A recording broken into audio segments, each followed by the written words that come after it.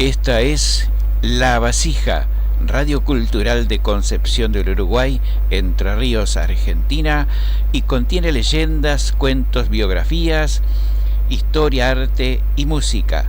Conducción y producción de Rubén Daniel Roude.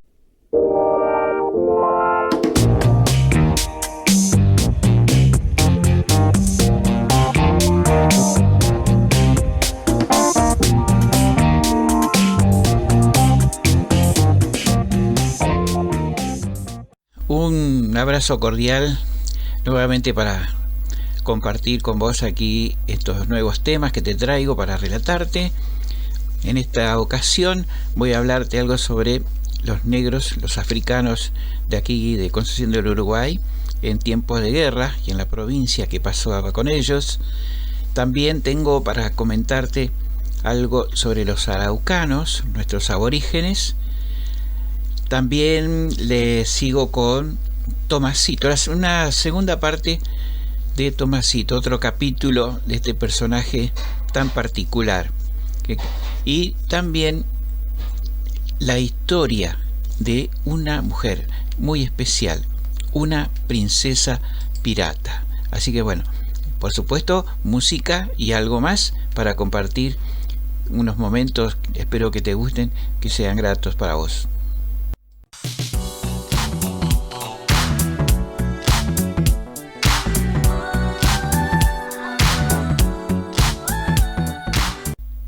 Y ahora voy a comentarte algo sobre los negros que había acá en Concepción del Uruguay, en toda la zona, en aquellos tiempos en que había muchas guerras, por ejemplo, a partir de las invasiones inglesas y durante las guerras de independencia y civiles.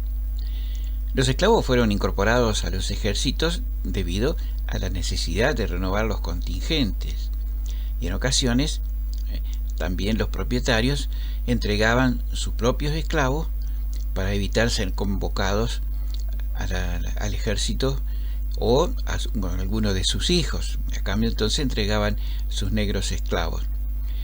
Y en otras tenían que entregarlos sí o sí porque eran órdenes emanadas por el gobierno. Y también en algunos casos los esclavos mismos se ofrecían de manera voluntaria con la posibilidad de obtener la libertad a cambio. Además, de los esclavos se sabe que el número mayor de los ejércitos estaba formado por mulatos y mestizos, aunque esa evidencia muchas veces ha sido prácticamente dejada de lado en los libros de historia. El barón Eduardo Holmberg, por ejemplo, anotó en su diario de marcha que en febrero de 1814 le enviaron desde La Bajada, allá en Paraná, a Pedro Lima, alférez de la Compañía de Pardos de Punta Gorda. También en Concepción del Uruguay, los varones de origen africano fueron reclutados en el ejército y movilizados hacia los distintos escenarios en donde se combatía contra las fuerzas enviadas por el gobierno central. Existen constancia de que en los primeros meses del año 1817 murieron 4 soldados negros de la guarnición local, acá de Concepción. Sus nombres quedaron asentados en el libro de defunciones de nuestra parroquia. Y ellos se llamaban Francisco Sosa, que era capitán de morenos, José Peña, un soldado moreno del cuerpo de artillería, así figuran en el libro, Francisco Ginacio, pardo natural de Brasil, Antonio Manzana, soldado negro natural de Guinea. Además, en Nogoyá fue sepultado en septiembre de ese año el moreno apodado Raya. Él tenía 25 años de edad y era de la Compañía de Negros del Arroyo de la China.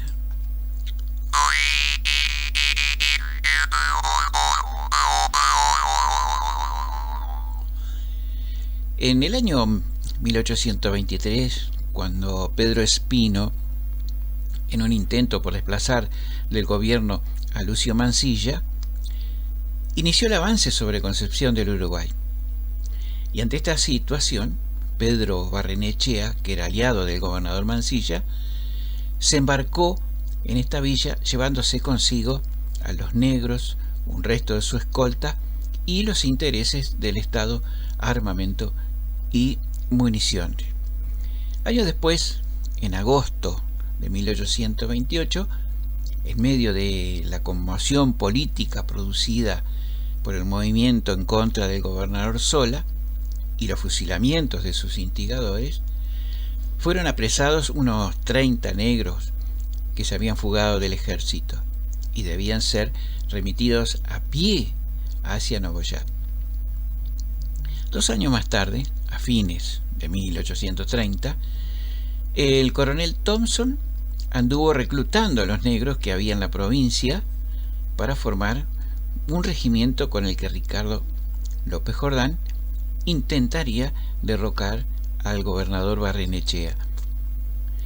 Luego de la batalla de Caaguazú, en noviembre de 1841, unos 180 africanos de Concepción del Uruguay, que revistaban en el ejército entrerriano, fueron tomados prisioneros e incorporados al ejército del vencedor.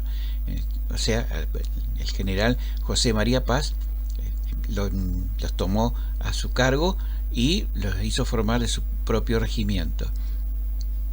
Este general ocupó la ciudad de Paraná y desde allí se dirigió hacia Nogoyá en los primeros días de abril de 1942.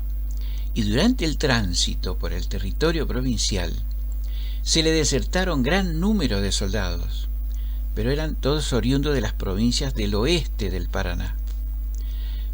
Y no fue así con más o menos unos 160 o 180 negros de la infantería que eran del arroyo de la China. Y esto así lo dejó anotado en su memoria el general José María Paz.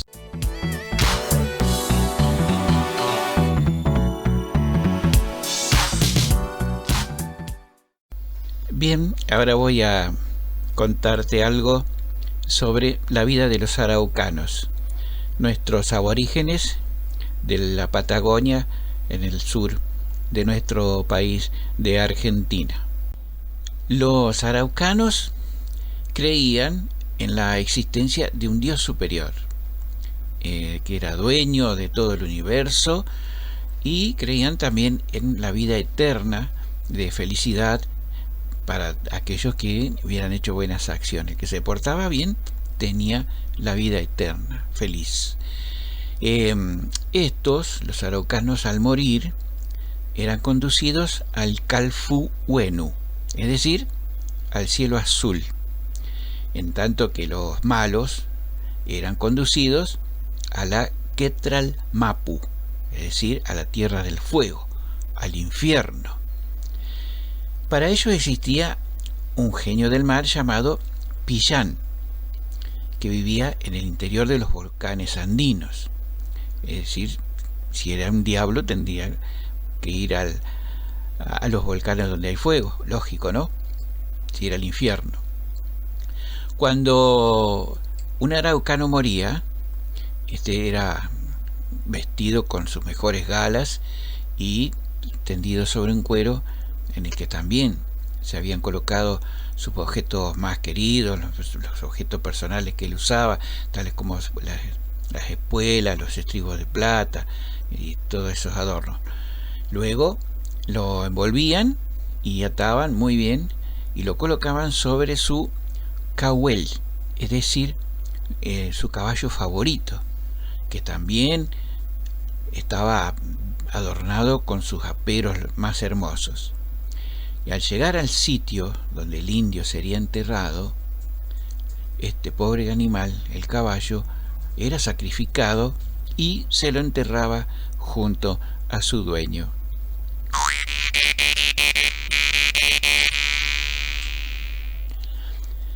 A quienes llegaban al Calfu Huenu los esperaba el gran padre, llamado Fucha Cao, que tenía una esposa muy linda, hermosísima.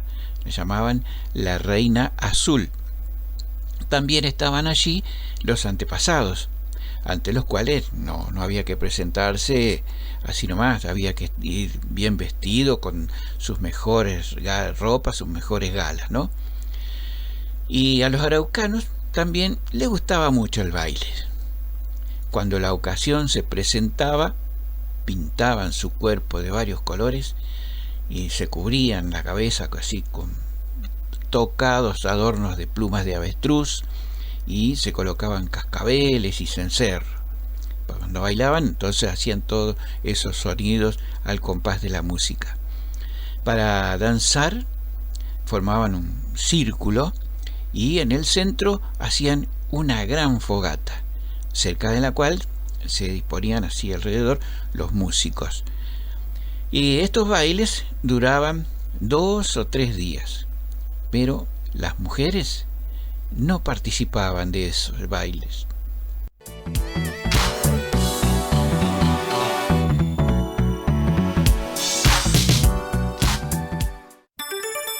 Amiga, cuando pase la pandemia del coronavirus, ¿espera usted volver a la normalidad? ¿Qué? ¿Normalidad? No. Yo quiero un mundo sin transgénicos ni pesticidas. Un mundo con tomates y zanahorias, con papas y cebollas orgánicas, limpias, con mercados del barrio, ferias campesinas al alcance de la gente. Un mundo, ¿me oye usted? Sin glifosatos, sin Monsanto ni Bayer, sin monocultivos ni semillas patentadas. Ese es mi sueño. Cuando pase todo esto, construyamos un planeta comunitario, un mundo donde quepan muchos mundos. Una producción de CAFOD y radialistas apasionadas y apasionados.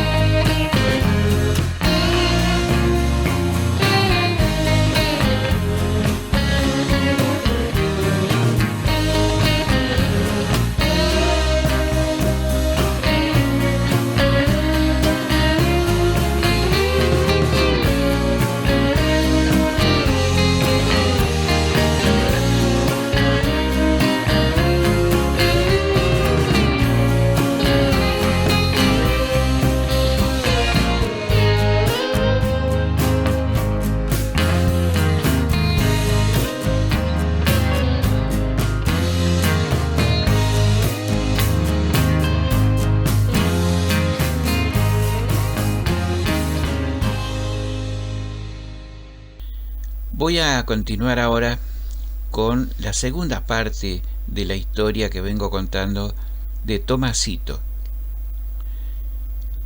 Tomasito ya no fue el mismo. Se apagó su aire bonachón y las seguidas borracheras lo convirtieron en un alcohólico consuetudinario. Quería apagar con ello el fuego que tenía dentro, pero no se daba cuenta que el alcohol es inflamable y solo lograba avivar el incendio que lo consumía. Fue por el cariño de sus compañeros y superiores que no lo despidieron del trabajo debido a los continuos problemas que ocasionaba su alcoholismo, pero decidieron removerlo de sección y lo pusieron de cambista. Los problemas fueron menores hasta que cierto día, una tarde nebulosa de calor y vino, Tomasito hizo un cambio equivocado y un vagón cargado con cereales fue a incrustarse contra otro vagón comedor que estaba estacionado, por suerte vacío. Esa fue la gota que colmó el vaso de la paciencia de sus superiores y lo despidieron. Anduvo un tiempo en busca de un nuevo trabajo, hasta que llegó a la ciudad de Concordia. Dejó de rodar como un mendicante cuando llegó a una obra en construcción sobre la costanera del puerto. Don Remo, que estaba a cargo de la misma, se conmovió y lo empleó como sereno.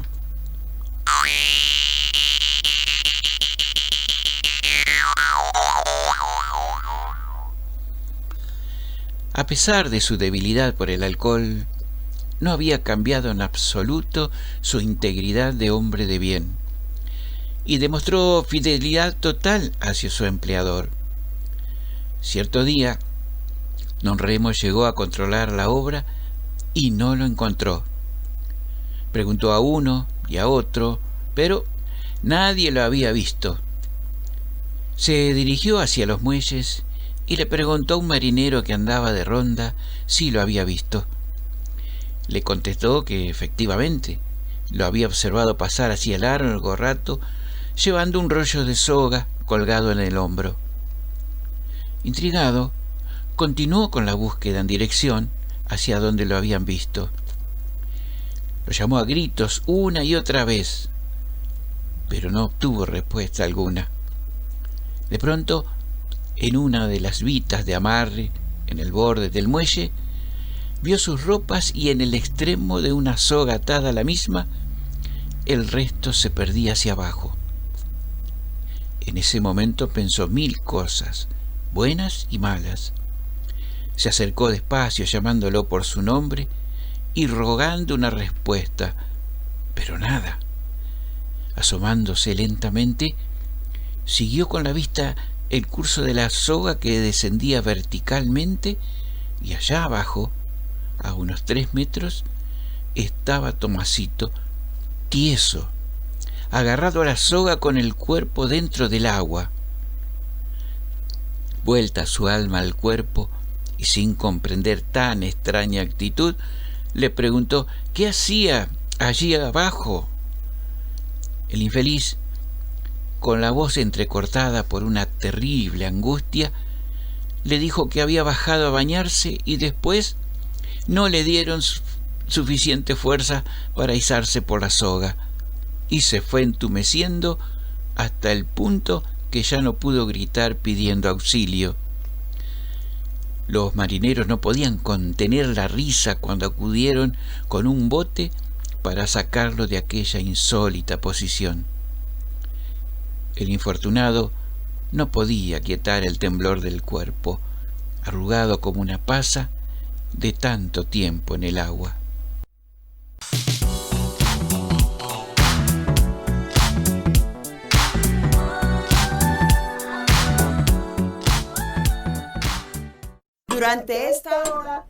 Durante esta hora, yo o cualquier mujer de América Latina y el Caribe podemos ser asesinadas, solo por ser mujeres.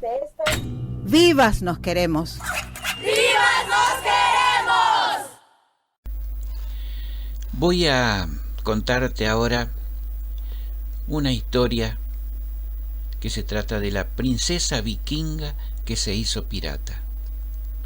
Fue allá por el siglo V, en algún brumoso lugar del mar Báltico, el príncipe Alf de Dinamarca atacó la flotilla pirata que sembraba terror en esas aguas.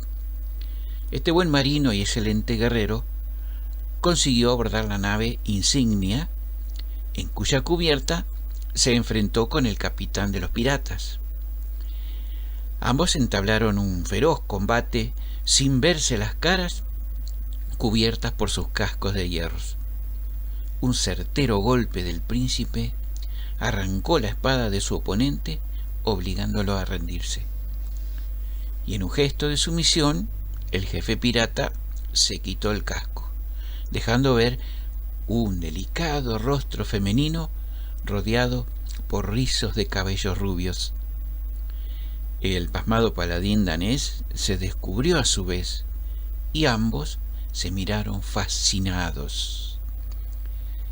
Esta escena describe el punto culminante de la romántica aventura de la princesa Alvilda, que algunos consideran la primera mujer pirata de la historia. Era hija de Sinar, monarca de un pequeño reino vikingo, y destacaba por su belleza y su carácter rebelde. Por aquellos tiempos las mujeres eran mucho más respetadas en Escandinavia que en el resto de Europa. Además, gozaban de mayor independencia y algunas llegaban a destacar como cazadoras, astrólogas o alquimistas, así como a participar codo a codo con los hombres en los frecuentes combates entre reinos vecinos.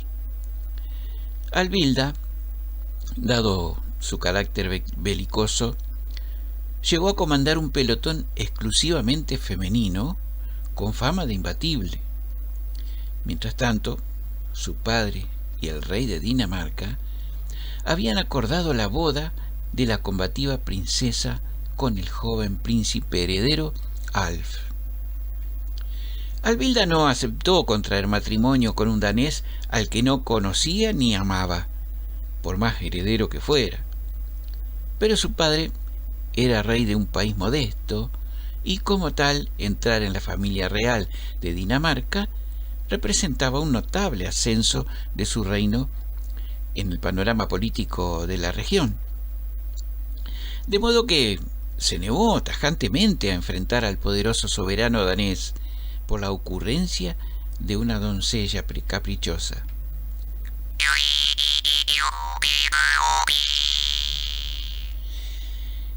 Padre e hija discutieron duramente entre gritos y llantos, sin que el monarca diera su brazo a torcer.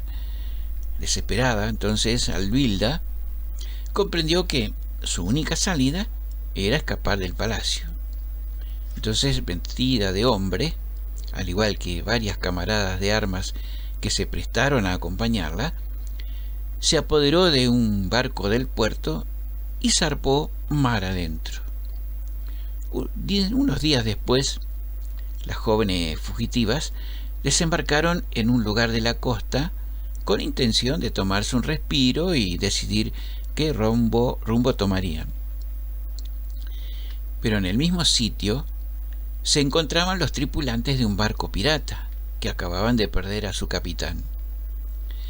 Al ver a la precisa maniobra del barco de Alvilda y su planta tan hermosa como aguerrida, decidieron elegirla como una nueva capitana.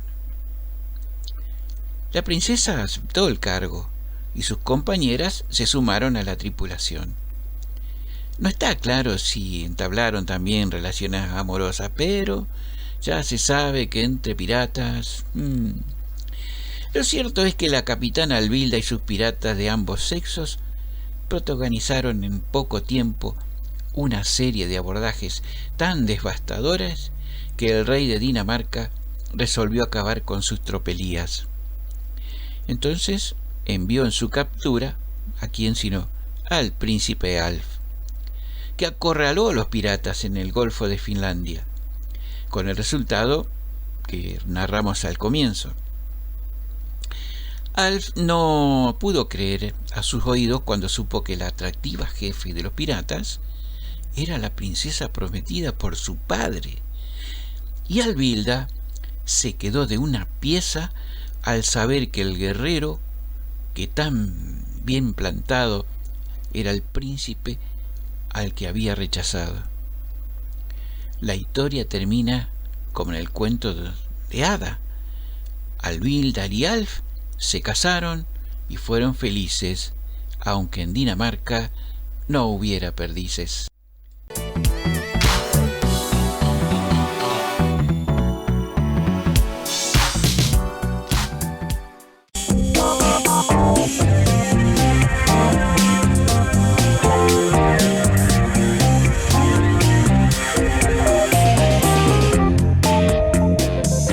Y esto ha sido todo por hoy. Muchas gracias por su atención y nos encontramos en el próximo programa con un nuevo contenido de La Vasija.